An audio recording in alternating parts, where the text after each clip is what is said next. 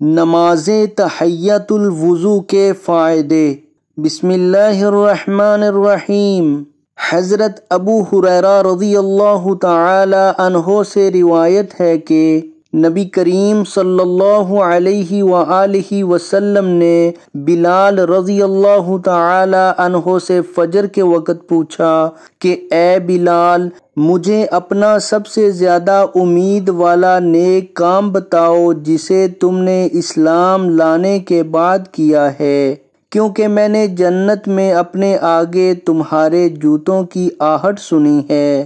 بلال رضی اللہ تعالی عنہ نے عرض کیا، میں نے تو اپنے نزدیک اس سے زیادہ امید کا کوئی کام نہیں کیا کہ جب میں نے رات یا دن میں کسی وقت بھی وضو کیا تو میں نے اس وضو سے نفل نماز پڑھتا رہتا جتنی میری تقدیر میں لکھی گئی تھی۔ تو آج کی ویڈیو اگر اچھی لگے تو اس کو لائک، شیئر اور کمنٹ میں اپنا اظہار ضرور کیجیے گا۔ ویڈیو دیکھنے کا بہت شکریہ۔ جزاکم اللہ احسن الجزاء فی الدنیا والآخرہ۔ السلام علیکم ورحمۃ اللہ وبرکاتہ۔